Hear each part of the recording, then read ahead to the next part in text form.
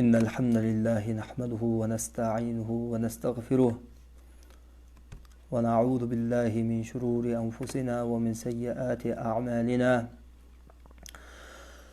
من يهده الله فلا مضل له ومن يضلل فلا هادي له وأشهد أن لا إله إلا الله وحده لا شريك له وأشهد أن محمدا عبده ورسوله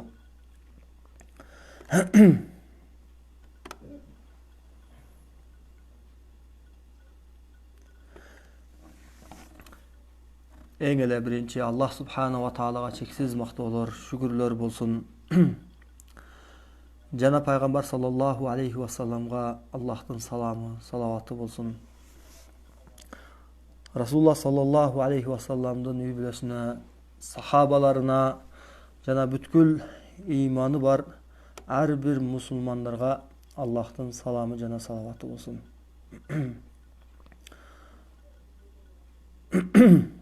Ассаламу алейкум ва рахматуллахи ва баракатух.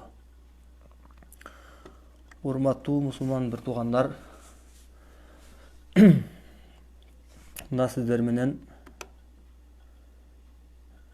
мурун убада бергенибиздей ишемби күнү саат 9:00 сиздер менен түз эфирде баарлашып турабыз. Эми кыскача бир түшүндүрүп өтсөк, анткени жаңыдан кошулуп аткандар бар бизде. Бул эфирибиз жумасына бир жолу болот. Ишемби күнү кечки саат 9:00 баштайбыз. Кудайым буйрса 10:00 чейин же бир аз ашырып бул эфирибизди бүтүрөбүз. Эфирибиз эки бөлүмгө бөлүнөт. Биринчи бөлүмүндө суроо жоопко ажыратканбыз.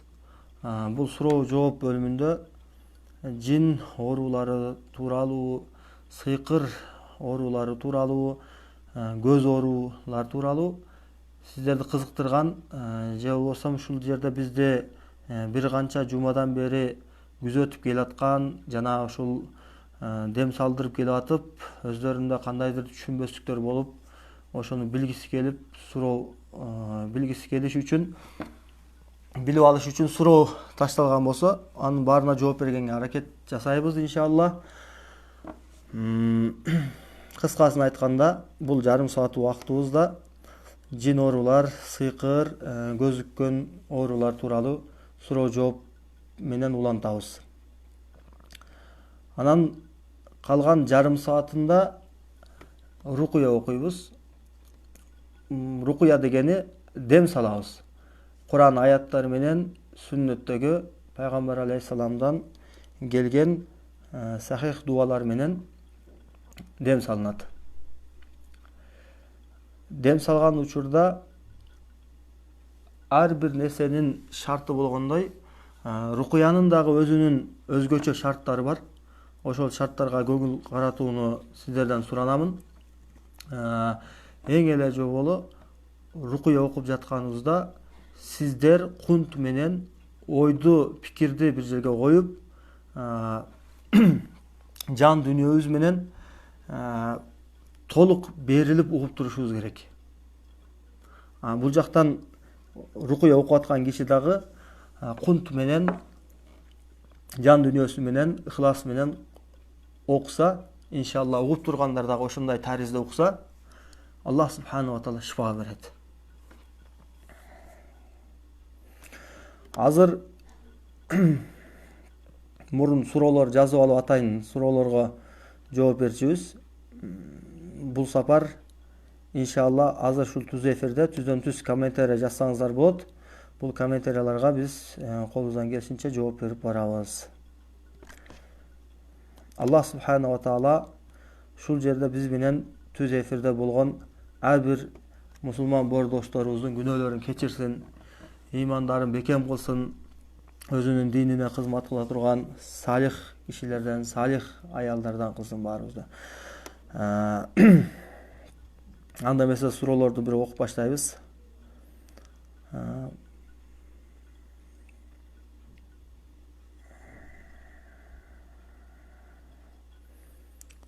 Муслима деген карындашыбыз, Муслима Сабыр. Ва алейкумассалам ва рахматуллахи ва баракатух. Аллахым разы болсын. Аллахым сизден дагы разы болсын. Эжекем Моника Беллуччи деген эжекебиз жазып атат. Ассаламу алейкум таксыр. Мен биринчи күндөрү 1-2 күн денеми калтырак басты. Биринчи күндөрү дегенде максат биринчи жолу Куран рукуя укканымда деп атат. Рукуя угуп атканда азыр эч кандай реакция жок болуп атат. Акыбалым мурункудай болуп калды. Жинденем, эч нерсе кылгым келбейт. Мүмкүн Москвада рукуячылар барбы? Барып окунсам кандай болот? Такай.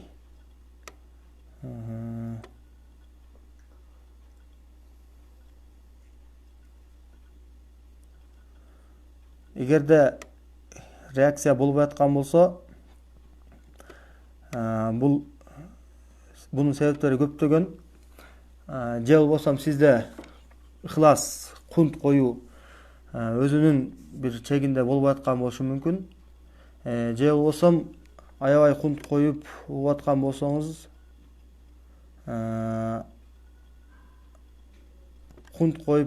болсоңуз, эгерде бул түз эфирден анчалык реакция болбой аткан болсо, Москвадан биздин тааныштарыбыз бар болчу, биз номерлерин карап көрөлү. Эгер иншалла номерлерин таап калсак, ал кишилерге жөнөтөбүз сизде.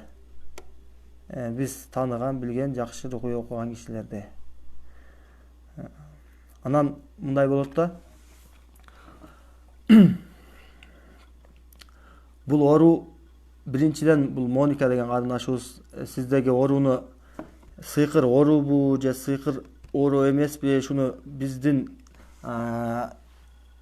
офисибизге келбегендигиңизден биз сизге мындай диагнозду дагы точно бир анык бир кое албайбыз. Анткени бул жерде жазганыңызга карап туруп диагноз коебуз. Эгерде түштөрүңүз бузулуп аткан болсо, демек жашооңузда жүрөк кысылып, дене баягы жалгыздыкты каалап, көпчүлүктү жек көрүү, бат ачуулануу, түшүндө жылан, ит, жаш балдарды көрүү, ушул сыяктуу бир жагдайлар болуп аткан болсо, сизге ошол абалдарга карап, сиз айткан абалдарга карап туруп, биз сизде сыйкыр бар же жин оору бар деп айтышыбыз мүмкүн.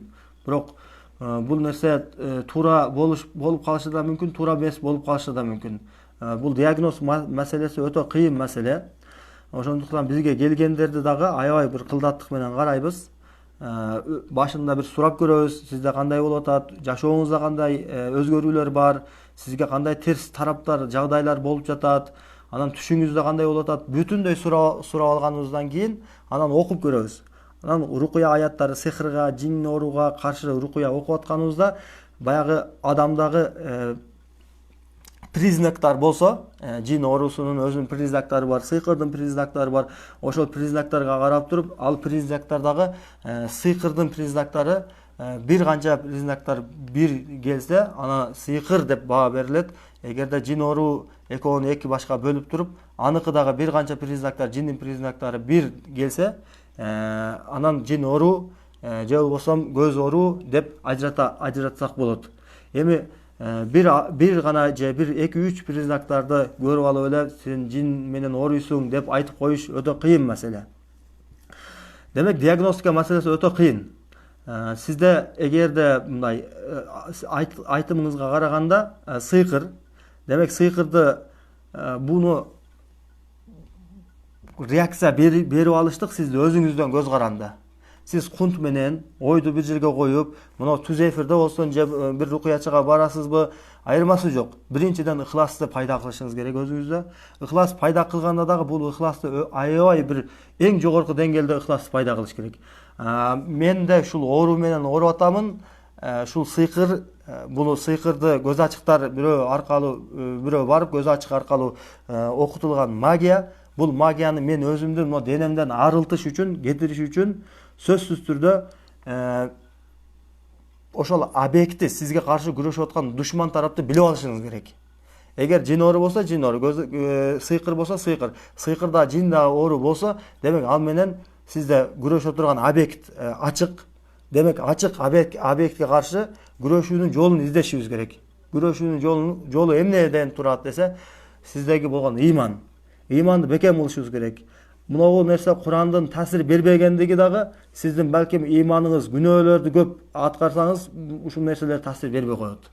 Эми эгерде сиз башынан ушул душманды билип алып туруп, анан өзүңүздүн мусулмандык позицияңызды жакшы үйрөнүп, мен мусулманмын, мусулман sunучу, Аллахка моюн sunучу, мен эмне мен ушул ла илаха иллаллах Мухаммадур Расулуллах деген келимеге ынанып айтуу менен мусулман болдум. Ла илаха иллаллах Мухаммадур Расулуллах дегени, о жараткан Аллах, мен сен айткандай жашаймын, пайгамбар көрсөткөндөй жашоомду өткөрөмүн деген убада да. Ошол убада келимесине ылайык жашооңузду оңдосоңуз, иншалла, бул Куран аяттары таасир бербей койбойт. Анткени Аллах субханаху ва таала буну وَنُنَزِّلُ مِنَ الْقُرْآنِ مَا هُوَ شِفَاءٌ وَرَحْمَةٌ لِلْمُؤْمِنِينَ. Биз Куран аяттарын момундарга шифа жана райым кылып түшүрдүк дейт. Шифа жана райым.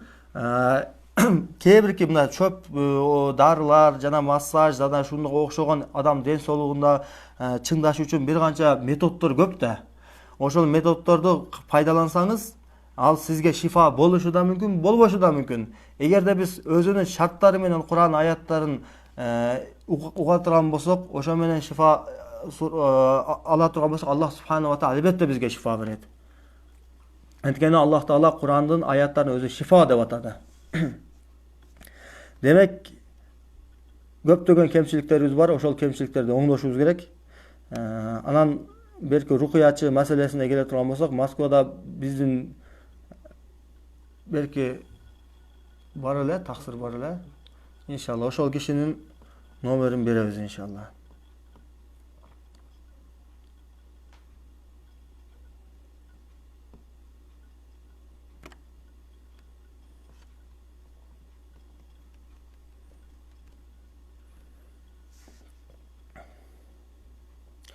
Суроо.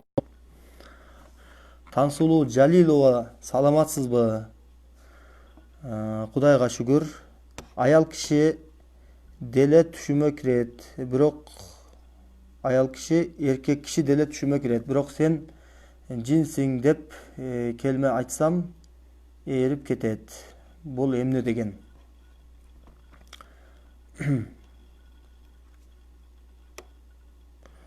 Түштүн өзүнө карап туруп диагноз коюш кыйын маселе.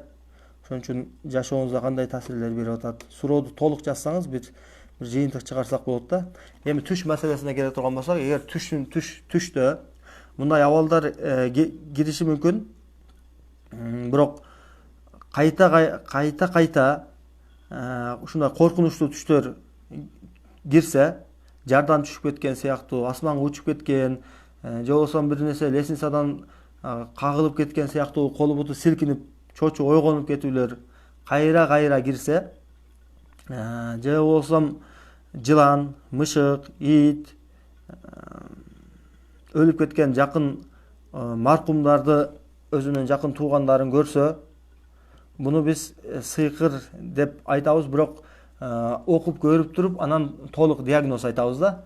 Бул ушул сөздүн өзү менен эле чектелип койгон да туура эмес.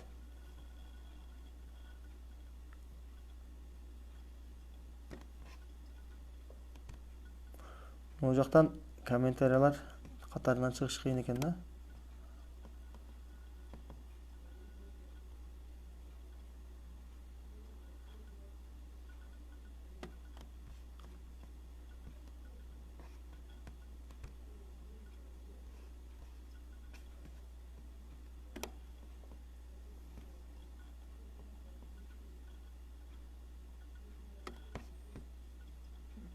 Кандай болуп кетти? Бул жактан көтөрүлбөй атат, айтпай. Жазсак болот.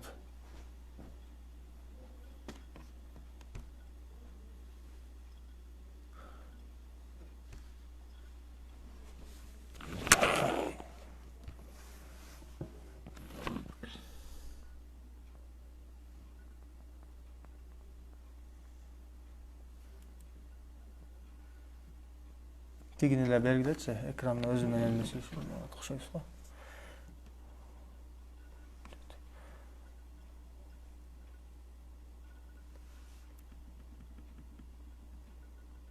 Толук чыкпай атат, толук версия жок.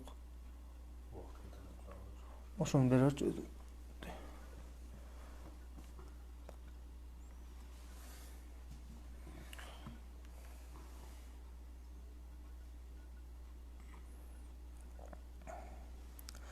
Абдулжалил Азимов. Ассаламу алейкум, ва алейкум салам ва рахматуллах. Жин намаз окуп жаткан учурда илешеби?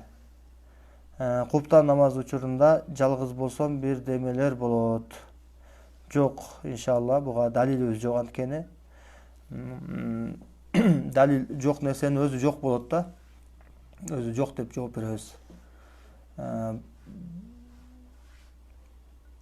Анткени намазда турганда сиз зашитада болосуз да толук. Эгерде намазды кунт менен, ыхлас менен, баягы хушу, хузу менен окуп аткан болсоңуз, жан дүйнөңүз менен берилип окуп аткан болсоңуз, иншалла кире албайт. Анткени Хайснул Муслим деген bir kitepçe var.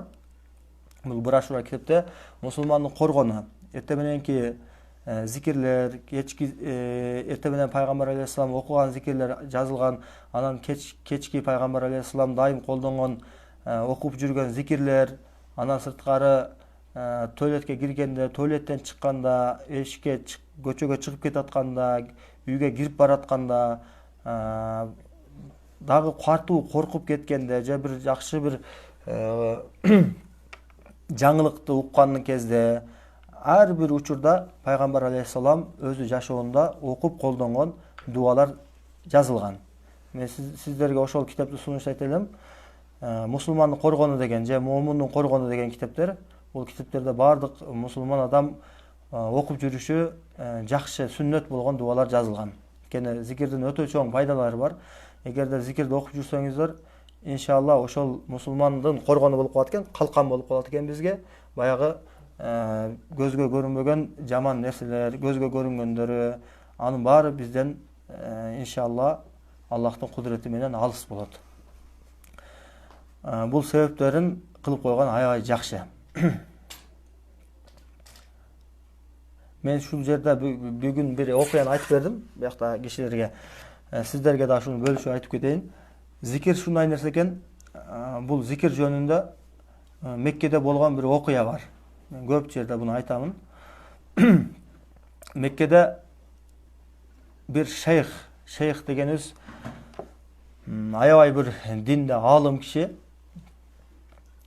үйлөнүп калат экинчи аялга. Экинчи аял алам деп, анан бир жерге, бир жакшы жерге жуучу хутба коюп сүйлөй тургула. Анан хутба дегенибиз арабтардын менталитетинде кыз жак менен келишип коет дагы, анан сүйлөй тургачы. Анан кыз тарап менен келишип коет дагы, арадан бир 2 жыл өткөндөн же 1 жыл өткөндөн соң нике кыйлат. Ошол никеге чейин болгон нерсени булар ошол жуучу салып койду, кыргыздын тилинде айтканда. Ошол жуучу салып болуп коет. Эки тарап ыраазы болот. Той күндөрү белгиленет. Анан баягы шейхтин аялы тойду токтотуш үчүн, баягы эки жакты ажыратып жибериш үчүн колунан келишинче көз ачыктарга барат. Бир канча көз ачыктарга барат, бирок бардыгы натыйжасыз болот. Баягы ойлогон максаттары ишке ашпайт. Тойдун убакыты жакындашып атат. Бирок баягы сыйкырлар таасир бербеди. Анткени сыйкырдын ушундай түрлөрү бар. Болуп аткан бир нерсени токтотуп коюш үчүн дагы сыйкыр жасайт. Аллахтын кудурети менен таасир этиши мүмкүн. Бирөөдү ажыратып жибериш үчүн, же бирөөдү сүйдүрүш үчүн, же бирөөдү бүтүндөй бакытсыз кылып коюш үчүн, же өлүмгө сыйкыр жасашат. Ошол сыйкырлардын дагы бир максаттарынын бири бир кандайдыр бир жакшылык болуп аткан нерсени токтотуп коюш үчүн сыйкыр эки жактын оюн өзгөртүш үчүн дагы сыйкыр амал кылышат. Ошол сыйкыр жасалганда баягы шейхке таасир бербейт. Канча аракет кылат, канча жерге барат, бирок аягы натыйжасыз, ийгиликсиз менен натыйжа берет. Ошентип Эр-Рият деген ошол Саудовский Арабиянын борбору, ошол борбордогу ошол жакта сыйкыр негизи тыюу салынган, бирок тыюу салынса дагы кээ бир сыйкырчылар ушул бекинип жашырын эл менен иштешет экен. Анан баягы сыйкырчыга барып сыйкыр жасатып атканда сыйкырчы шейхтин аялынан сурайт экен: ошол сиздин жолдошуңуз эмне амалдарды аткарат? Биз канча аракет кылсам, канча окусам дагы күчүм жетпей атат, таасир өткөрө албай атамын. Бунун сыры эмнеде экен? Сиз билесизби? Күйөөңүз өзү кантип күнүн өткөрөт десе, күйөөмдүн бир амалы бар. Аны эч качан калдырбайт. Ал таңкы жана кечки зикирлер. Эртең менен асбахна ва асбахал мулку лилла ва алхамдулилла деп башталат. Кечки зикирлерди жана таңкы зикирлерди калдырбайт экен. Ошондо баягы сыйкырчы баягы шейхтин аялына айтат экен: эгерде ушундай болуп аткан болсо, бүтүн дүнүйө сыйкырчылар чогулуп келип алып, баары ушул бир максатта сыйкыр жасаса дагы, бул сыйкырды жакшы өткөрө албайт, таасир бере албайт. Бул нерсеге биздин күчүбүз жетпейт деп жооп берген экен. Бул эми бир болуп өткөн окуя. Баягы шейхтин аялы тооба кылып, акырында ошол күйөөсүнө кечиримин сурап, туура эмес кылып койгон жөнүндө Аллахтан истигфар айтып, анан шейхке айтып бергенде, шейх муну бизге айтып берип атат.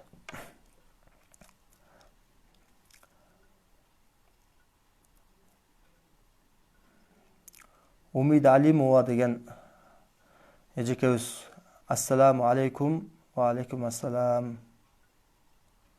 Көрүп жатасыздарбы? Саламатсызбы? Аял киши, эркек киши деле түшүмө кирет. Муну окудук. Түшүм ошол ажырашып кеткен күйөөмө күндө түш көрөм. Ал күйөөм да сыйкыр бар. Экөөбүзгө окутулган сыйкыр. Ошого жашообуз болбоду. Күндө ошол адамды түш көрөм. Кээде жини келип кирет. Ачууланып кирет экен. Кээде жакшы көрүп түшүмө кирет. Таң калам. Бир адам ушунча убакыт кантип кирет түшкө дейт. Эми буну Моника деген эжекебиз: анык айтыш кыйын. Сиздин ажырашууңуз сыйкырдын себебинен ажырашуу болду же андан башка себептерден улам болгонбу? Бул жазган маалыматыңызга карап туруп аны айтыш кыйын. Анткени бул оңой нерсе эмес. Бая айтканымдай, бир адамды сыйкырлангансың, сенде дуа бар деп айтып коюш оңой эле, бирок аны ошого жооп бериш дагы бар да. Өзүнүн далилдеринен келип чыгып туруп, сыйкыр бар экен, өзүнүн далилдеринен келип чыгып, сенде жин бар экен деген сөздү айтабыз. Ансыз бул сөздөрдү айтканга мүмкүн эмес.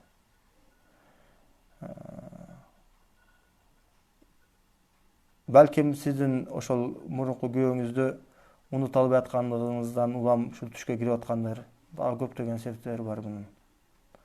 Аллах таала өзү эми ажырашып кетипсиңер, мындан үзүлгөнгө аракет кылыш керек көбүрөөк. Анан кийинки жашоодо Аллахтан дуа кылып, жакшы бир жашоодо беришин.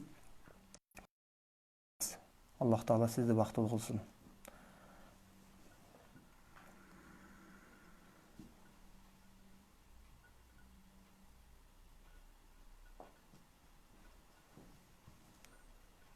Кийинки суроолор.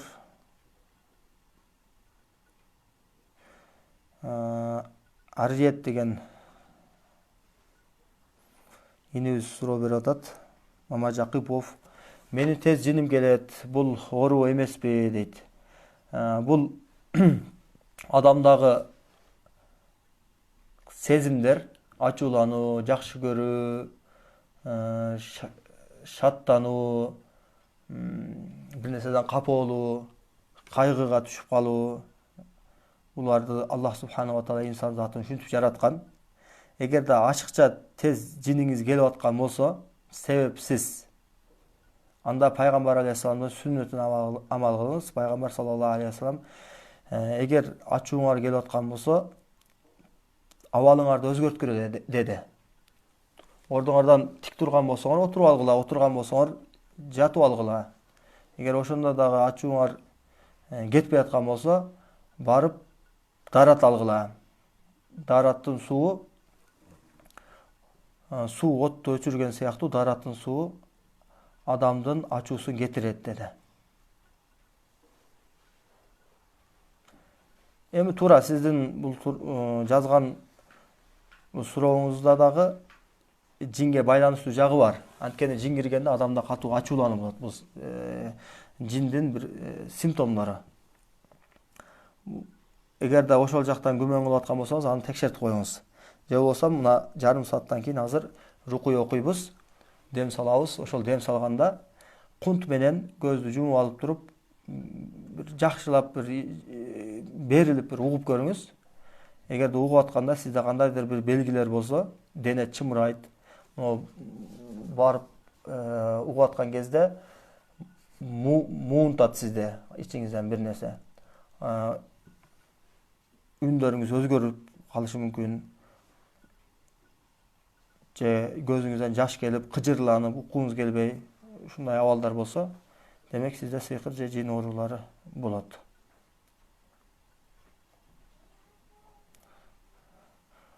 Бакыт Ахмедов деген бир тууганыбыз суроо берип атат. Адресиңиз кайсыл жерде? Биздин дарегибиз жакында котордук дарегибизди. Мурда 1 жылдан бери Акунбаевада турчубуз. Азыр Горки 164-түнчү үйгө көчтүк. Ошол жактан кабылдайбыз кишилерди.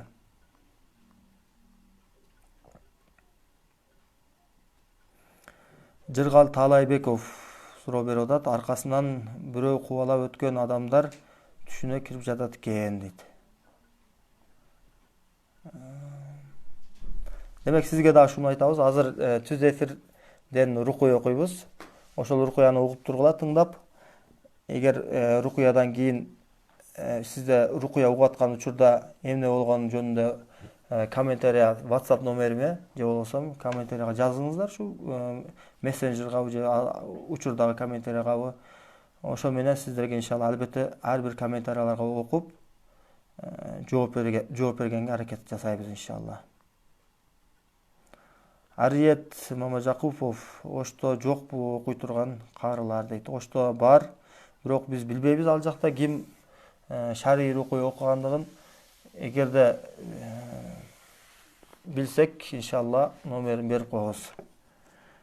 Сиздер сурап көрүңүздөр, мечиттерден жакын бир намаз окуган, дининде бекем мусулман бир туугандардан сурап көрсөңүздөр, иншалла сүрүштүрүп тапсаңыздар болот.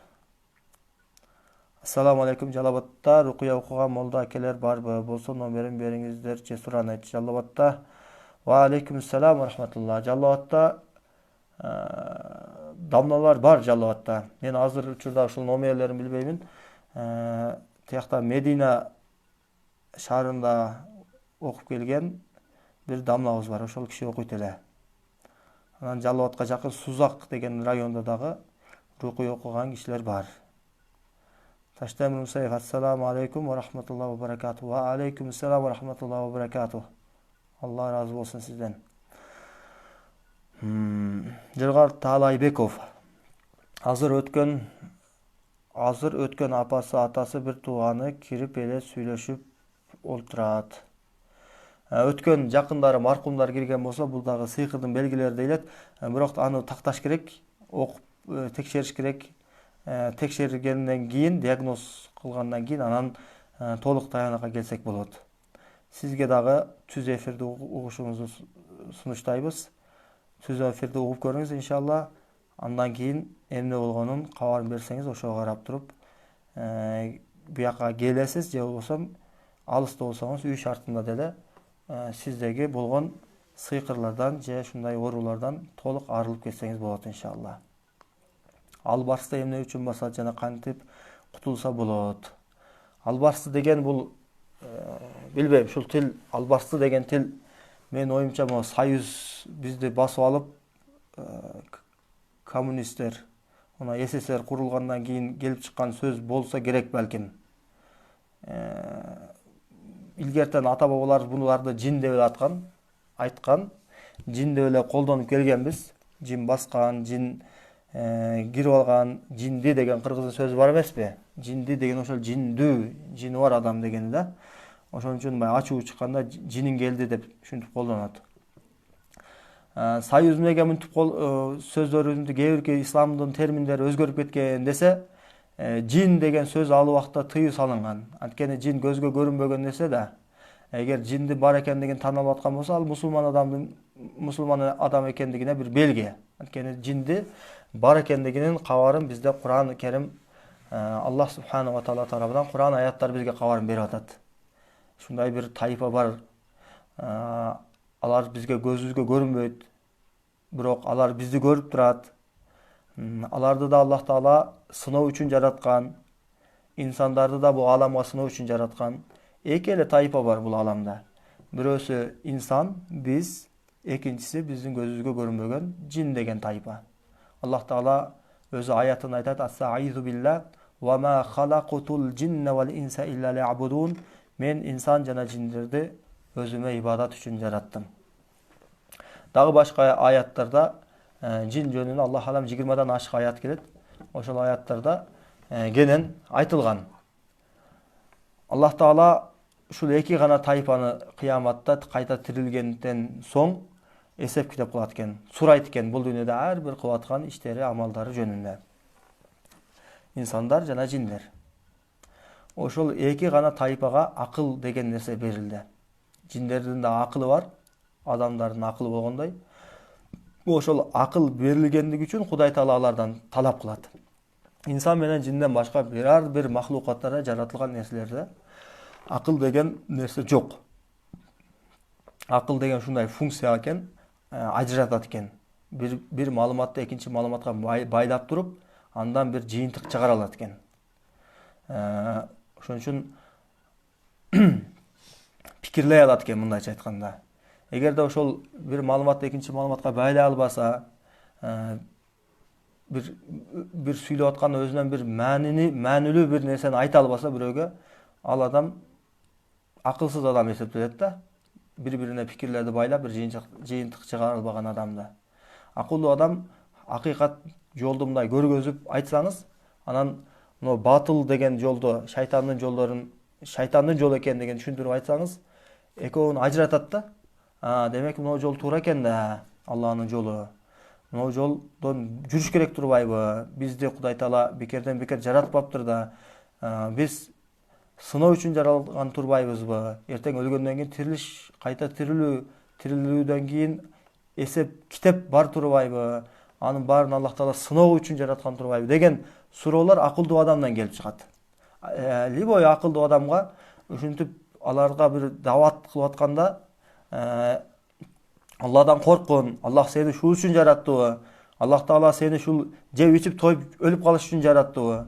Же болбосо сени бул дүйнөдө жаратылышыңдан бир максат барбы? Эртең акыретте ар бирине жооп бересиң десеңиз, ойлонот да, сескене түшөт. Мен эмне каяка карап кетип атамын? Эмне кылып аткан ишим туурабы, туура эмеспи деп ойлонуп калат. Ана ошол акылдуу адам болот. Албасты баскан ошол убактарда ушул албасты деген сөзгө которулуп калган, же болбосо экинчи версиясы, бул албасты деген сөз ошол жиндин эле экинчи бир аты да. Кээ биркилер дөө дейт, жин дейт, ошондой эле кыргыздын илгери ата бабалары албасты дейт деген версияны деле алып келсек болот. Албасты дегени жин, бул жин адамды кээде ичине кирип алып зыян берет, кээде сырттан туруп зулумун өткөрөт. Басат, муунтат, бир коркунучтуу кара нерсе болуп келет, же жылтыраак бир нерсе болуп келе калып эле баягы уктуп аткан жериңде кайта ордуңан тура албай, же бирөөлөрдү ойгото албай, кыйналып кыйкырсаң үнүң башкага угуза албай, ушинтип кыйналып ойгонуп кеткен учурлар болот да. Ушуну албасты дейт, ушуну жин дейт. Эми ушул албасты сырттан кайра зулум берип аткан, зыянын жеткирип аткан болсо, Фалак, Нас, аятал күрсүлөрдү күндө окуңуз, 5 убакыт намаз окуңуз, ибадаттарды ошол үйгө Куран окуп коюш керек. Кээде үйдүн абалынан көз каранды болот албасты басышы. Үй таза эмес болсо, кир болсо, шундай бир үйдө күнөө иштер жасалса, зына деген иштер жасалса, ошол үйдө жин шайтандар көп болот. Бурулуш Жакупова деген жекебиз: ассаламу алейкум, мусулман туугандар. Ва алейкум ассалам рахматуллах. Рахмат чоң. Ошол эле сиз айткан белгилердин бар менде.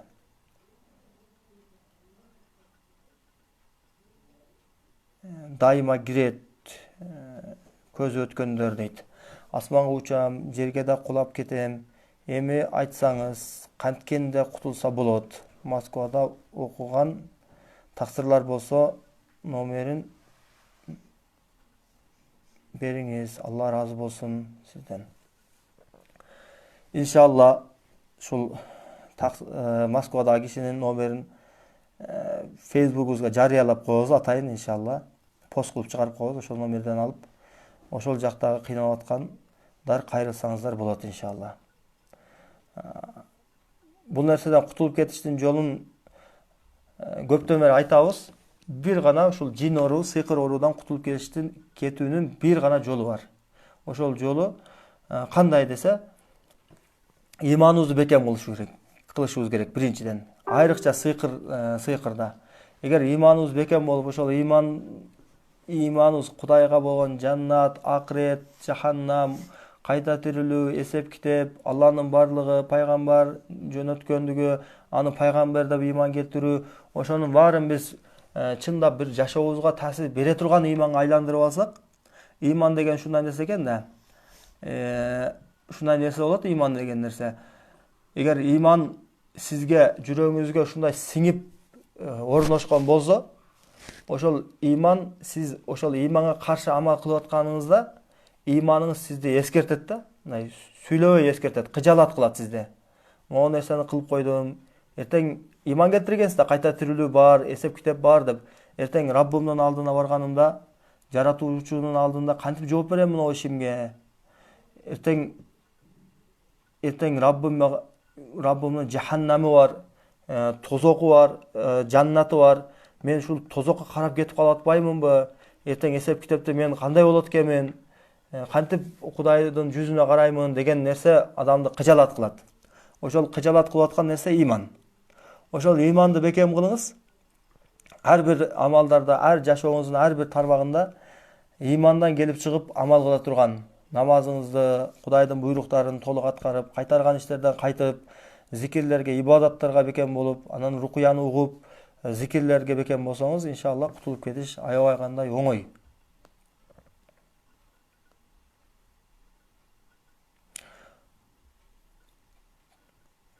Тунук Зарипова деген жеке суроо берип атат. Ассаламу алейкум устаз.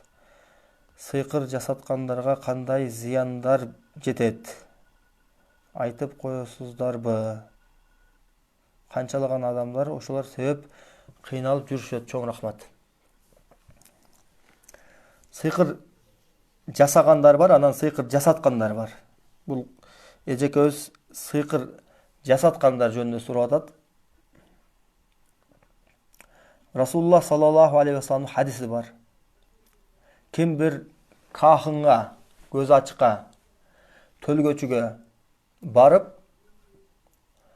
төлгөчүгө атайын барып, ошол төлгөчүдөн бир немелерди сурап, ошол төлгөчү көз ачык айткан нерселерди тастыктаса, туура айтыптыр деп тастыктаса, пайгамбар алейхиссаламга түшүрүлгөн китепке кафыр болуптур деген.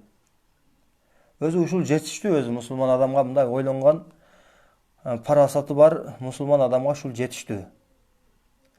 Мен алып келген китепке кафыр болуптур деп атат. Алла сактасын. Кур'ан-ы Керимде Аллах Таала «Ваттабау ма татлу шаятин аля мулки Сулейман ва ма кафара Сулейман». Сулейман алейхиссалам доорунда сыйкыр деген нерсе түшөт. Ошол сыйкыр илими Сулейман алейхиссалам доорунан баштап таралды дүйнө жүзүнө. Ошондон бүгүнкү күнгө чейин уланып келатат. Аллах Тааланын бир сыноосу экен. Сулейман алейхиссалам доорунда болду, бирок Сулейман алейхиссалам кафыр эмес дейт. Аллахтын пайгамбары, Аллахтын салих кишиси. Бирок Адамдар ошол шайтандар айткан нерсеге, бул жерде шайтан деп атап атат, ошол сыйкырчыларды айткан нерсеге ээрчип кетишти. Валакинна шаятина кафару юаллимуна нас сихр. Сыйкырды үйрөткөндүк үчүн кафыр болуп кетишти дейт. Демек сыйкырды үйрөнүп башкаларга үйрөтүү дагы күфүргө алып бара турган иш, капырлыкка алып бара турган иш.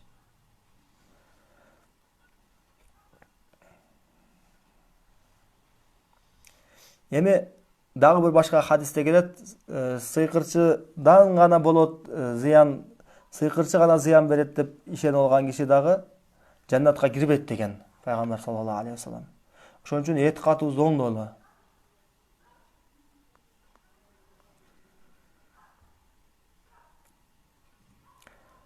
Жанна Дамирова деген кутман кеч. Мен Турцияда кемпир багам, 3 ай болду. 2 күн мурун кечинде мени басырык басты 2 жолу. Туруп светти жагайын деп аракет жасадым. Кыйналып, бирок үйдө свет жок эмес. Анан аябай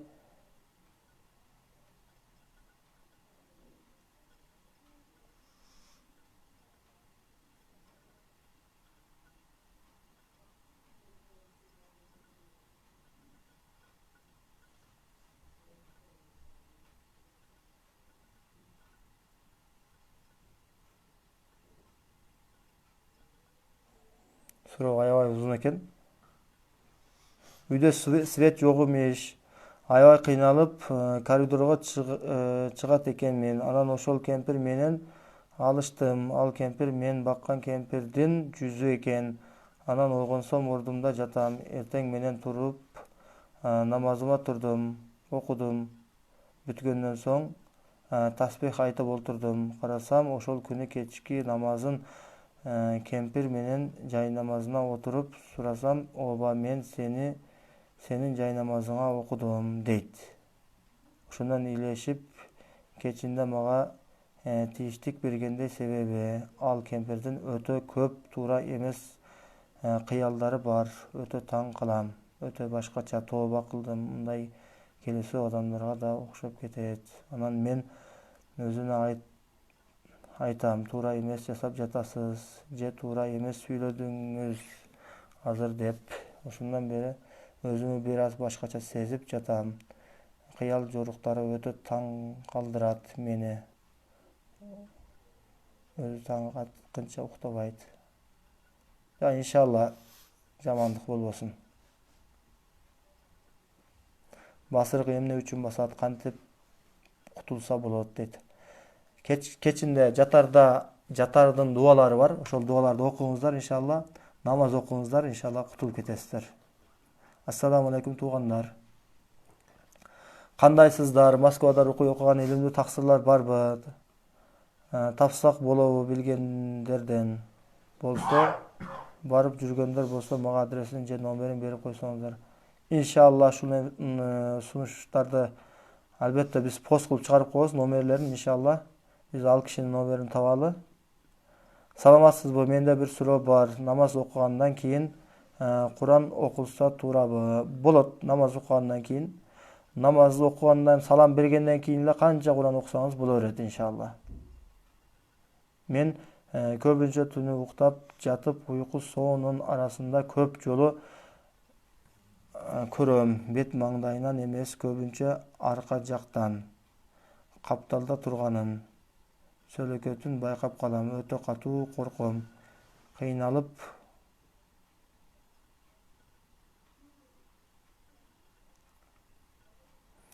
Кыйланып ойгонуп кетем. Көп жолу кайта кыйналат дейт.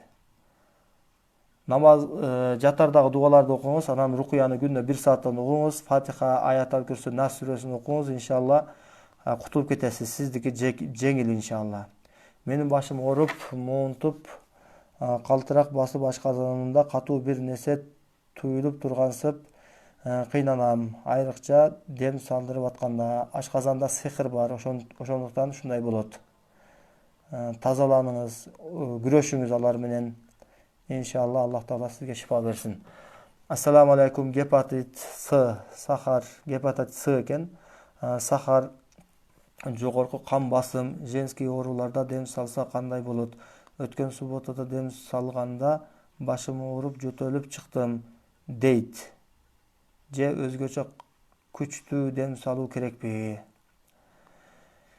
Гепатит С, сахар жана башка медициналык ооруларга дем салдырсаңыз болот, бирок ошол эле кезде медицинаны унутуп койбоңуз. Ал жакка да кайрылыңыз, дем салдырыңыз. Дем салдыруу эч качан тыюу салынбайт. Ар кандай учурда дем салса болот.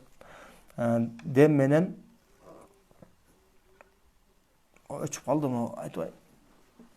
Заряд өчүп калды.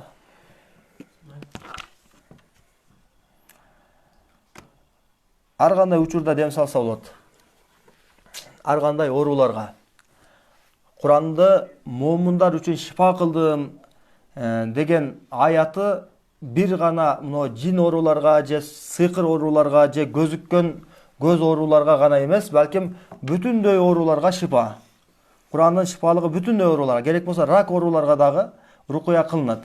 Анан сехир деген нерсе бар. Сыйкыр шундай нерсе, атайын медициналык ооруларды пайда кылыш үчүн дагы сыйкырчыга барып сыйкыр жасатышат. Ошондуктан кайра доктурга барып, доктур толук диагноз кое албай, же болбосо баягы лечение мөөнөтү аябай узарып кетип аткан учурда дем салган кишиге кайрылсаңыз, иншалла жеңил болот. Биз өтө көп практикада шуну көрдүк. Таасири дагы аябай жакшы болот, оң жакка болот иншалла. Дем салдырыш керек көп ооруларга. Ысытма болгондо дем салынган пайгамбар алейхисалам доорунда, чаян чагып алганда дагы чакырып келип дем салышкан. Же болбосо ушундай давление көтөрүлгөндө дагы дем салышкан. Ушундай бир жихаттарда буту колу үзүлүп кеткенде ошол жерде баягы ооруду сезбеш үчүн дагы Фатиха сүрөсүн окуп дем салып турган. Ошон үчүн ар кандай ооруларга дем салыңыздар иншалла. Бардыгында жардам берет. Саламатсызбы? Үйлөргө арабча жазуусу бар, үй тумар деп мүмкүнчүлүгү бар адамдарга сатып келип соопчулук деп сатып алганбыз. Сиз арабча окуй аласызбы? WhatsApp'тан сүрөтүн кетирели. Ооба, жөнөтүп коюңуз иншалла. Жоопун беребиз албетте. Саламатсызбы? Каргышты кантип чыгарса болот? Каргыш өтүп, иш жүрбөй калат дешет. Анын дубасы барбы? Сиздин жардамыңыз тиеби дейт. Меридиан Абулова деген эжекебиз суроо берип атат. Каргыш маселеси. Мындай болот да, каргыш деген бар нерсе. Каргыш качан өтөт? Каргыш шундай бир сиз зулумдун эң акырына жеткирип жүрсеңиз, бир мазлум кишини анын сиздин акыңыз болбосо деле, ага шундай бир катуу зулум өткөрүлгөнүңүздө колун асманга көтөрүп жараткан Алла деп туруп сизди каргап, ушул оң болсун, эки дүнүйө кор болсун деген дуаларды айткан болсо, Аллах Таала кабыл кылган болсо, ошол каргыш болот. Ошол каргыштан улам ушинтип оңбогондар, каргыштан улам ушинтип жүргөндөр бар. Ошон үчүн этият болуш керек. Пайгамбар алейхисалам каргыш, бирөөнүн каргышына калуудан этият болгонго чакырды бизди. Мазлум менен Алланын ортосунда парда жок деди. Мазлум дегени ушундай зулумданып аткан киши.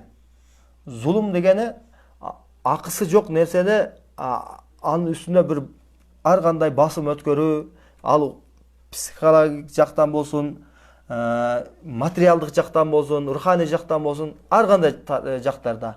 Бирөөнү ушинтип акысын тартып алып коесузбу, же бирөөдү уруп зулум бересизби, же ушул байлыгыңыздан, же бир мансабыңыздан, же отурган столуңуздан пайдаланып туруп, баягы сизден алсыз болгон кишилерге кылып аткан терс мамилелериңиздин натыйжасында алар тараптан бирөөсү жаратканга дуасы жетип калган болсо, ошол каргыш жетип калат.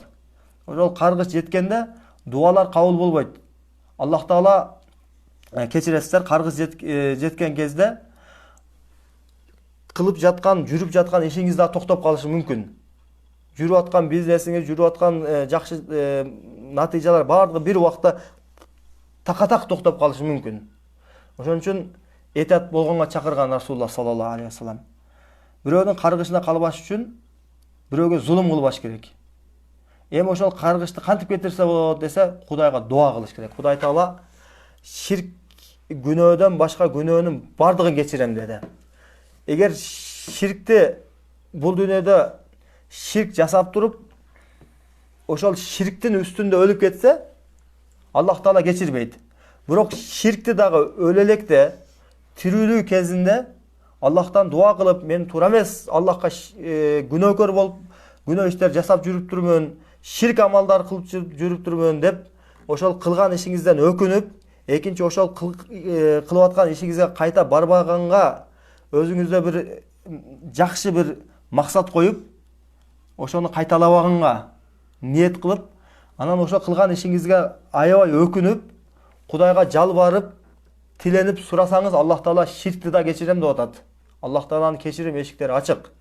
Эгер каргыш болуп аткан болсо, эми аны эч ким далилдей албайт. Каргыш болдубу же жөн эле иши жүрбөй калдыбы? Анткени бардык иши жүрбөгөндүн, бардык бир кырсыктанганын бардыгы эле каргышка кабылып калды деген нерседен алыспыз. Анткени ага далил керек.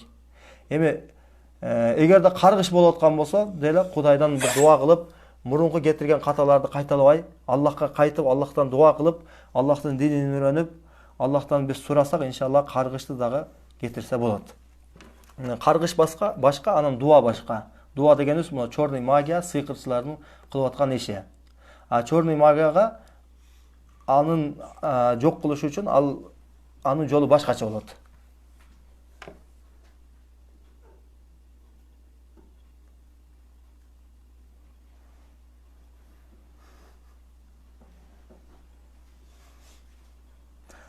Канча минут болуп калды?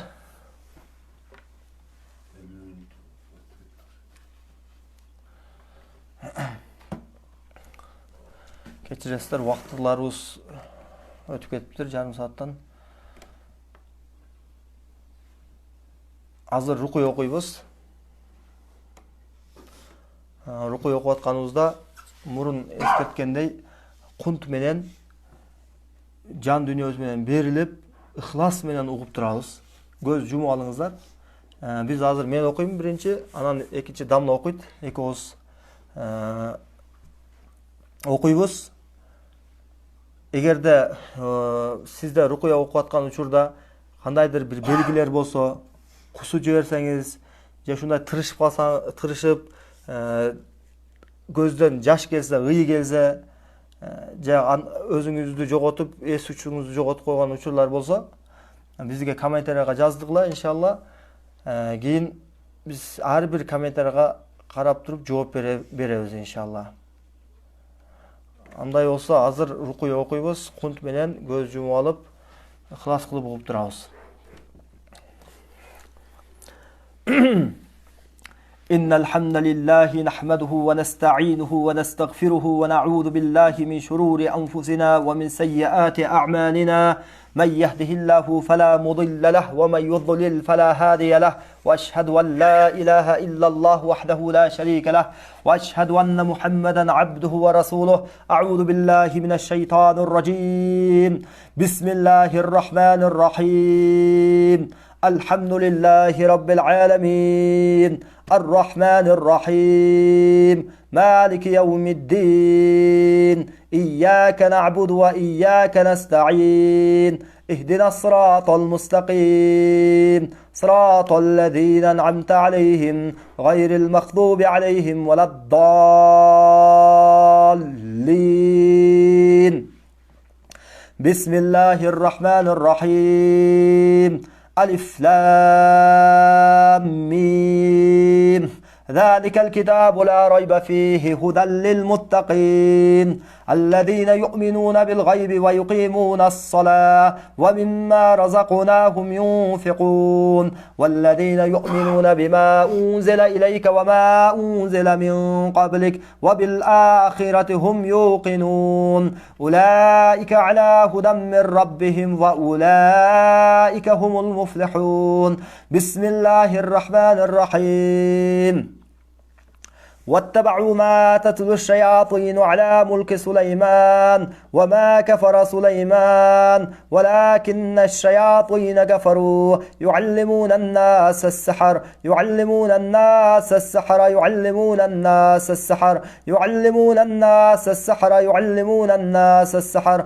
يعلمون الناس السحر يعلمون الناس السحر وما أنزل على الملكين ببابل هاروت وماروت وما يعلمان من أحد حتى يقولا إنما نحن فتنة فلا تكفر فيتعلمون منهما ما يفرقون به بين المرء وزوجه وما هم بضارين به من أحد إلا بإذن الله ويتعلمون ما يضرهم ولا ينفعهم ولقد علموا لمن اشتراه ما له في الآخرة من خلاق ولبئس ما شروا به أنفسهم لو كانوا يعلمون. بسم الله الرحمن الرحيم. وإلهكم إله واحد لا إله إلا هو الرحمن الرحيم. إن في خلق السماوات والأرض واختلاف الليل والنهار والفلك التي تجري في البحر بما ينفع الناس وما أنزل الله من السماء من ماء فأحيا به الأرض بعد موتها وبث فيها من كل دابة وتصريف الرياح والسحاب المسخر بين السماء والأرض لآيات لقوم يعقلون. بسم الله الرحمن الرحيم. الله لا إله إلا هو الحي القيوم لا تأخذه سنة ولا نوم له ما في السماوات وما في الأرض من ذا الذي يشفع عنده إلا بإذنه يعلم ما بين أيديهم وما خلفهم ولا يحيطون بشيء من علمه إلا بما شاء وسع كرسيه السماوات والأرض ولا يؤوده حفظهما وهو العلي العظيم. لا إكراه في الدين قد تبين الرشد من الغي فمن يكفر بالطاغوت ويؤمن بالله فقد استمسك بالعروة الوثقى لا انفصام لها والله سميع عليم. الله ولي الذين آمنوا يخرجهم من الظلمات إلى النور والذين كفروا أولياؤهم الطاغوت يخرجونهم من النور إلى الظلمات أولئك أصحاب النار هم فيها خالدون. بسم الله الرحمن الرحيم. آمن الرسول بما أنزل إليه من ربه والمؤمنون كل آمن بالله وملائكته وكتبه ورسله لا نفرق بين أحد من رسله وقالوا سمعنا وأطعنا غفرانك ربنا وإليك المصير. لا يكلف الله نفسا إلا وسعها لها ما كسبت وعليها ما اكتسبت ربنا لا تؤاخذنا إن نسينا أو أخطأنا ربنا ولا تحمل علينا إصرا كما حملته على الذين من قبلنا ربنا ولا تحملنا ما لا طاقة لنا به واعف عنا واغفر لنا وارحمنا أنت مولانا فانصرنا على القوم الكافرين. بسم الله الرحمن الرحيم. شهد الله أنه لا إله إلا هو والملائكة وأولو العلم قائما بالقسط لا إله إلا هو العزيز الحكيم. إن الدين عند الله الإسلام وما اختلف الذين أوتوا الكتاب إلا من بعد ما جاءهم العلم باغيا بينهم فمن يكفر بآيات الله فإن الله سريع الحساب. بسم الله الرحمن الرحيم. وأوحينا إلى موسى أن ألق عصاك فإذا هي تلقف ما يأفكون فوقع الحق وبطل ما كانوا يعملون فغلبوا هنالك وانقلبوا صاغرين وألقي السحرة ساجدين وألقي السحرة ساجدين وألقي السحرة ساجدين وألقي السحرة ساجدين وألقي السحرة ساجدين وألقي السحرة ساجدين وألقي السحرة ساجدين وألقي السحرة ساجدين وألقي السحرة ساجدين وألقي السحرة ساجدين وألقي السحرة ساجدين وألقي السحرة ساجدين وألقي السحرة ساجدين قالوا آمنا برب العالمين رب موسى وهارون بسم الله الرحمن الرحيم فلما ألقوا قال موسى ما جأتم به السحر إن الله سيبطله إن الله سيبطله إن الله سيبطله إن الله سيبطله إن الله سيبطله إن الله سيبطله إن الله سيبطله إن الله سيبطله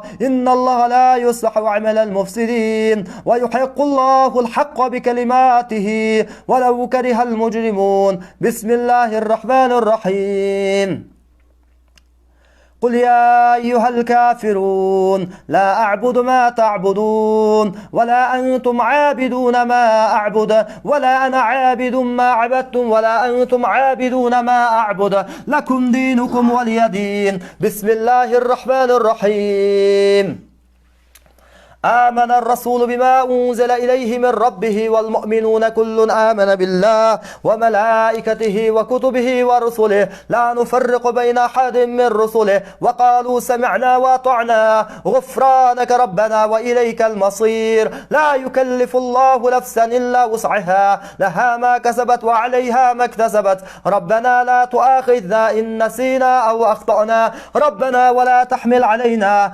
إصرا كما حملته على الذين من قبلنا ربنا ولا تحملنا ما لا طاقة لنا به واعف عنا واغفر لنا وارحمنا أنت مولانا فانصرنا على القوم الكافرين بسم الله الرحمن الرحيم وأوحينا إلى موسى أن ألقى عصاك فإذا هي تلقف ما يأفكون فوقع الحق وبطل ما كانوا يعملون فغلبوا هنالك وانقلبوا صاغرين وألقي السحرة ساجدين وألقي السحرة ساجدين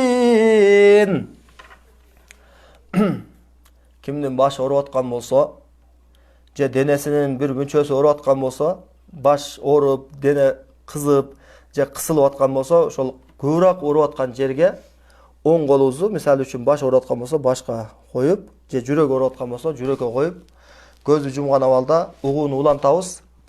أعوذ بالله من الشيطان الرجيم بسم الله الرحمن الرحيم وأوحينا إلى موسى أن ألقى عصاك فإذا هي تلقف ما يأفكون فوقع الحق وبطل ما كانوا يعملون فغلبوا هنالك وانقلبوا صاغرين وألقي السحرة ساجدين وألقي السحرة ساجدين وألقي السحرة ساجدين وألقي السحرة ساجدين وألقي السحرة ساجدين وألقي السحرة ساجدين وألقي السحرة ساجدين وألقي السحرة ساجدين وألقي السحرة ساجدين وألقي السحرة ساجدين O bul denelerdeki erkek жана ургачы залым жиндер Allah'dan korkup Resulullah sallallahu aleyhi ve sellem'ga itaat kılıp boyun sunup bul denelerden çıkıp getkile.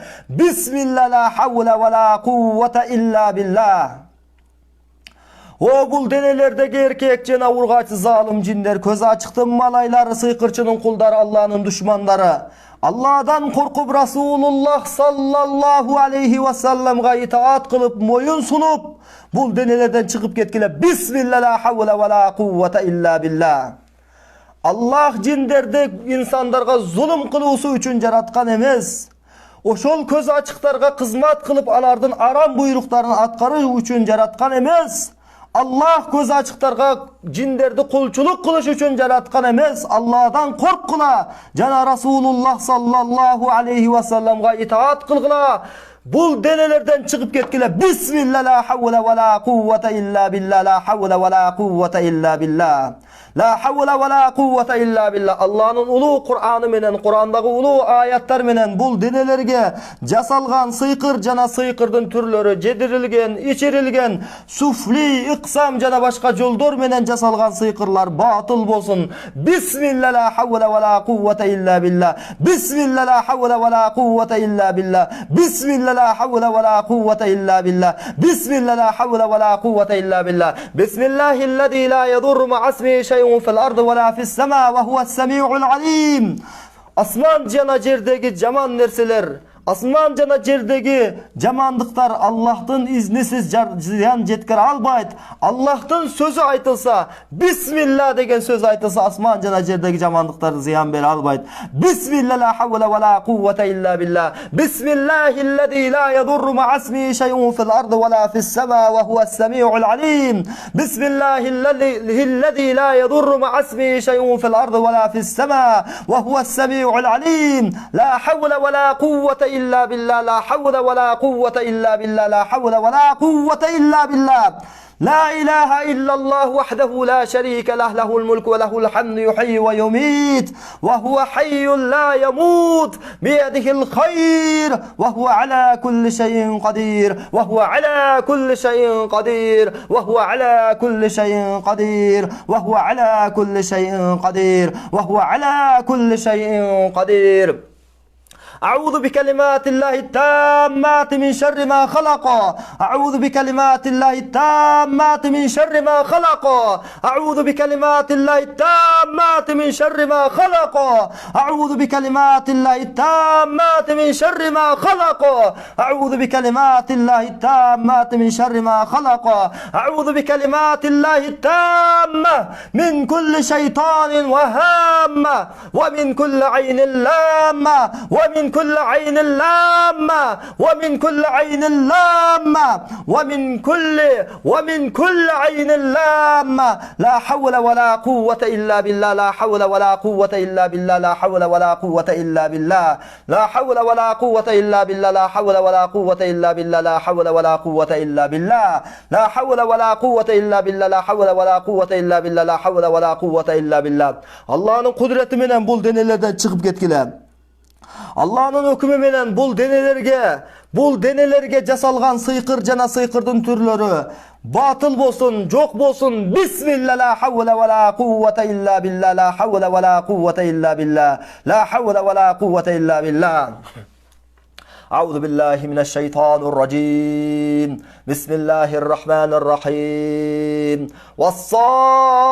والصافات صفا فالزاجرات زجرا فالتاليات ذكرا إن إلهكم لواحد رب السماوات والأرض وما بينهما ورب المشارق إنا زينا السماء الدنيا بزينة الكواكب وحفظا من كل شيطان مارد لا يسمعون إلى الملأ الأعلى ويقذفون من كل جانب دحورا ولهم عذاب واصب. دحورا ولهم عذاب واصب. دحورا ولهم عذاب واصب. دحورا ولهم عذاب واصب. دحورا ولهم عذاب واصب. دحورا ولهم عذاب واصب. دحورا ولهم عذاب واصب. إن الله سيبطله. إن الله سيبطله. إن الله سيبطله. إن الله سيبطله. إن الله سيبطله. إن الله سيبطله. إن الله سيبطله. إن الله سيبطله. إن الله سيبطله. إن الله سيبطله. إن الله سيبطله. إن الله سيبطله. إن الله سيبطله. إن الله سيبطله. بسم الله الذي لا يضر مع اسمه شيء في الأرض ولا في السماء وهو السميع العليم. بسم الله الذي لا يضر مع اسمه شيء في الأرض ولا في السماء وهو السميع العليم. بسم الله الذي لا يضر مع اسمه شيء في الأرض ولا في السماء وهو السميع العليم. بسم الله الذي لا يضر مع اسمه شيء في الأرض ولا في السماء وهو السميع العليم. بسم الله الذي لا يضر مع اسمه شيء في الأرض ولا في السماء وهو السميع العليم.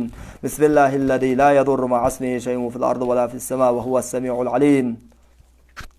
Allah'dan korkup Resulullah sallallahu aleyhi ve sellem'e itaat kılıp moyun sunup bul dönelerden çıkıp kettiler. Bismillah. Allah cinlerdi, insandardı özüne ibadat üçün yaratkan. Buzgunçuluk üçün yaratkan emez. Allah Taala insandardı jana cinlerdi özüne ibadat üçün yaratılganı tuurasında Kur'an-ı Kerim'de açık ayatı çürüp koydu. Allah'dan korkula. Allah Taala sizlerdi yer yüzünde buzgunçuluk kılığınlar üçün yaratkan emez. Allah Taala көз ачыктарга кызмат кылып, алардын арам буйруктарын аткарууңар үчүн жараткан эмессилерди. Аллах өзүнө ибадат үчүн, өзүнүн буйруктарын аткарып кайтарган иштеринен кайтууңар үчүн жараткан Аллахдан коркула. Жана бул денелерден чыгып кеткиле. Бисмилла ла хавла ва ла куввата илля билла. Бисмилла ла хавла ва ла куввата илля билла. Бисмилла ла хавла ва ла куввата илля билла. Күч кудрет Аллахныкы. Ла хавла ва ла куввата илля билла. Ла хавла ва ла куввата илля билла. Ла хавла ва ла куввата илля билла. Ла хавла ва ла куввата илля билла. Ла хавла ва ла куввата илля билла. Ла хавла ва ла куввата илля билла. Ла хавла ва ла куввата илля билла. لا حول ولا قوة إلا بالله لا حول ولا قوة إلا بالله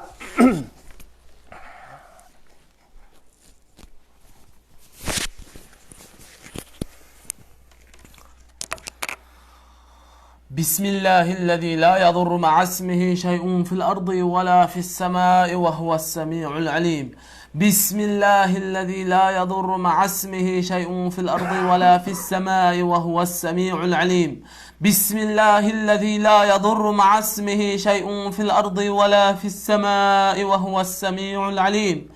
أعوذ بكلمة الله التامة من كل شيطان وهامة ومن كل عين لامة. لا حول ولا قوة إلا بالله. لا إله إلا الله وحده لا شريك له. له الملك وله الحمد وهو على كل شيء قدير. سبحان الله وبحمده عدد خلقه ورضا نفسه وزنة عرشه ومداد كلماته. حسبي الله لا إله إلا هو عليه توكلت وهو رب العرش العظيم. حسبي الله لا إله إلا هو عليه توكلت وهو رب العرش العظيم. حسبي الله لا إله إلا هو عليه توكلت وهو رب العرش العظيم. أعوذ بالله السميع العليم من الشيطان الرجيم من همزه ونفخه ونفثه. أعوذ بالله السميع العليم من الشيطان الرجيم من همزه ونفخه ونفثه. أعوذ بالله السميع العليم من الشيطان الرجيم من همزه ونفخه ونفثه. أعوذ بالله من الشيطان الرجيم. بسم الله الرحمن الرحيم. الحمد لله رب العالمين الرحمن الرحيم مالك يوم الدين. إياك نعبد وإياك نستعين. اهدنا الصراط المستقيم صراط الذين أنعمت عليهم غير المغضوب عليهم ولا الضالين. بسم الله الرحمن الرحيم. الحمد لله رب العالمين الرحمن الرحيم مالك يوم الدين. إياك نعبد وإياك نستعين. اهدنا الصراط المستقيم صراط الذين أنعمت عليهم غير المغضوب عليهم ولا الضالين. أعوذ بالله من الشيطان الرجيم. بسم الله الرحمن الرحيم. ألف لام ميم. ذلك الكتاب لا ريب فيه هدى للمتقين الذين يؤمنون بالغيب ويقيمون الصلاة ومما رزقناهم ينفقون والذين يؤمنون بما أنزل إليك وما أنزل من قبلك وبالآخرة هم يوقنون. أولئك على هدى من ربهم وأولئك هم المفلحون. أعوذ بالله من الشيطان الرجيم. واتبعوا ما تتلو الشياطين على ملك سليمان وما كفر سليمان ولكن الشياطين كفروا يعلمون الناس السحر وما أنزل على الملكين ببابل هاروت وماروت وما يعلمان من أحد حتى يقولا إنما نحن فتنة فلا تكفر فيتعلمون منهما ما يفرقون به بين المرء وزوجه وما هم بضارين به من أحد إلا بإذن الله ويتعلمون ما يضرهم ولا ينفعهم ولقد علموا لمن اشتراه ما له في الآخرة من خلاق ولبئس ما شروا به أنفسهم لو كانوا يعلمون. بسم الله الرحمن الرحيم. وإلهكم إله واحد لا إله إلا هو الرحمن الرحيم. إن في خلق السماوات والأرض واختلاف الليل والنهار والفلك التي تجري في البحر بما ينفع الناس وما أنزل الله من السماء من ماء فأحيا به الأرض بعد موتها وبث فيها من كل دابة وتصريف الرياح والسحاب المسخر بين السماء والأرض لآيات لقوم يعقلون. أعوذ بالله من الشيطان الرجيم. وقل جاء الحق وزهق الباطل إن الباطل كان زهوقا وننزل من القرآن ما هو شفاء ورحمة للمؤمنين ولا يزيد الظالمين إلا خسارا. بسم الله الرحمن الرحيم. فلما ألقوا قال موسى ما جئتم به السحر إن الله سيبطله إن الله سيبطله إن الله سيبطله إن الله سيبطله إن الله لا يصلح عمل المفسدين ويحق الله الحق بكلماته ولو كره المجرمون. أعوذ بالله من الشيطان الرجيم. وأوحينا إلى موسى أن ألق عصاك فإذا هي تلقف ما يأفكون فوقع الحق وبطل ما كانوا يعملون فغلبوا هنالك وانقلبوا صاغرين وألقي السحرة ساجدين قالوا آمنا برب العالمين رب موسى وهارون. بسم الله الرحمن الرحيم. وأوحينا إلى موسى أن ألق عصاك فإذا هي تلقف ما يأفكون فوقع الحق وبطل ما كانوا يعملون فغلبوا هنالك وانقلبوا صاغرين وألقي السحرة ساجدين قالوا آمنا برب العالمين رب موسى وهارون. بسم الله الرحمن الرحيم. واتبعوا ما تتلو الشياطين على ملك سليمان وما كفر سليمان ولكن الشياطين كفروا يعلمون الناس السحر يعلمون الناس السحر يعلمون الناس السحر يعلمون الناس السحر يعلمون الناس السحر.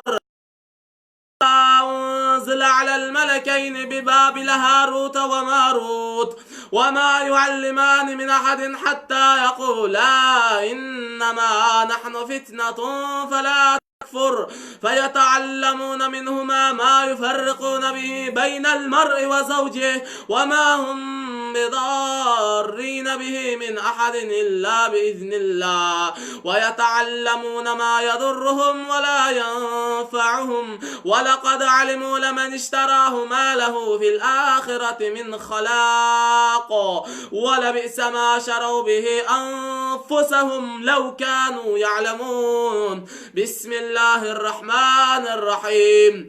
آمن الرسول بما أنزل إليه من ربه والمؤمنون كل آمن بالله وملائكته وكتبه ورسله لا نفرق بين أحد من رسله وقالوا سمعنا وأطعنا غفرانك ربنا وإليك المصير.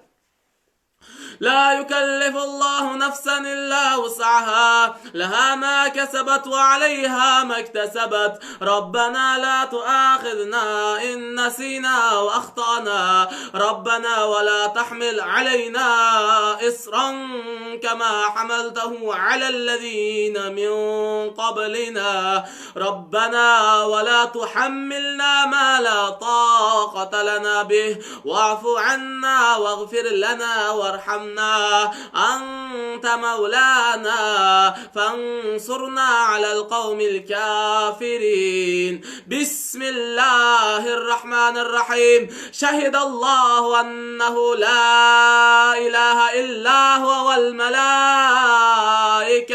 وأولو العلم قائما بالقسط، لا إله إلا هو العزيز الحكيم. إن الدين عند الله الإسلام، وما اختلف الذين أوتوا الكتاب إلا من بعد ما جاءهم العلم بغيا بينهم، فمن يكفر بآيات الله فإن الله سريع الحساب. أعوذ بالله من الشيطان الرجيم. والصافات صفا فالزاجرات زجرا فالتاليات ذكرا. إن إلهكم لواحد، رب السماوات والأرض وما بينهما ورب المشارق. إنا زينا السماء الدنيا بزينة الكواكب وحفظا من كل شيطان مارد. لا يسمعون إلى الملأ الأعلى ويقذفون من كل جانب دحورا ولهم عذاب واصب، إلا من خطف الخطفة فأتبعه شهاب ثاقب. بسم الله الرحمن الرحيم. قل يا أيها الكافرون لا أعبد ما تعبدون ولا أنتم عابدون ما أعبد ولا أنا عابد ما عبدتم ولا أنتم عابدون ما أعبد، لكم دينكم ولي دين. أعوذ بالله من الشيطان الرجيم. قل هو الله أحد الله الصمد، لم يلد ولم يولد ولم يكن له كفوا أحد. بسم الله الرحمن الرحيم. قل أعوذ برب الفلق من شر ما خلق ومن شر غاسق إذا وقب ومن شر النفاثات في العقد ومن شر حاسد إذا حسد. بسم الله الرحمن الرحيم. قل أعوذ برب الناس ملك الناس إله الناس من شر الوسواس الخناس الذي يوسوس في صدور الناس من الجنة والناس. أعوذ بالله من الشيطان الرجيم. بسم الله الرحمن الرحيم. الحمد لله رب العالمين الرحمن الرحيم مالك يوم الدين. إياك نعبد وإياك نستعين. اهدنا الصراط المستقيم صراط الذين أنعمت عليهم غير المغضوب عليهم ولا الضالين.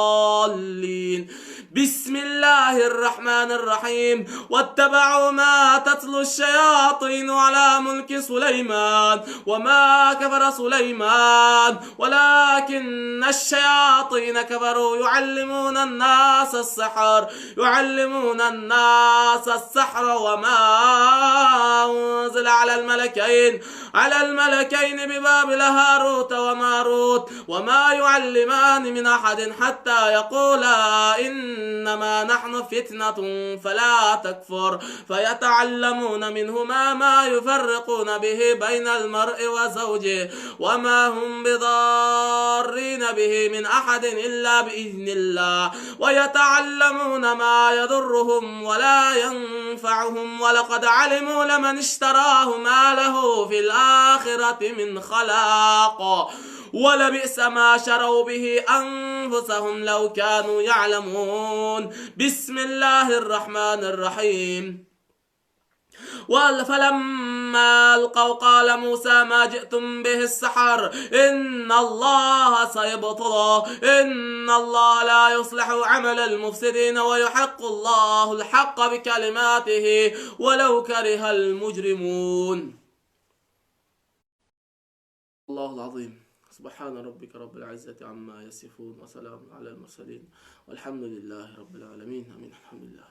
Elhamdülillahi Rabbil Alemin. O Caratkan Allah özün alkışlar maktul olsun. Allah'ım o Caratkan ege biz özün bizde şu Kur'an ayetlerin bendelerine şifa kıl Allah'ım. Kur'an nuru menen yüreklerini nurlandır. Caşurlarına hidayet kıl, imandarın bekem kıl. Allah'ım özün jaratkan nerselerinin jamandığından özünden korgoo surayбыз. Allah'ım bu dünýäden ahirette jakşylyklarыңды nasip kıl. Allah'ım silegen oy maksatlarımızı özün işe aşır. Ya Rabbil Alemin. Allahümme Rabbana atina fid dünya hasene ve fil ahireti hasenete ve qina azaben nar. Allahümme es'alullahal azim Rabbal arşil azim yeşfiyakum. Taqabbal minna inneke entes semiyul alim. Estağfirullah ve atubu ileyh. Elhamdülillahi Rabbil Alemin. Allahümme salli ve sellim ala nebiyyina Muhammed ve ala alihi ve ashabihi ecma'in. Birahmetike ya Erhamer Rahimin.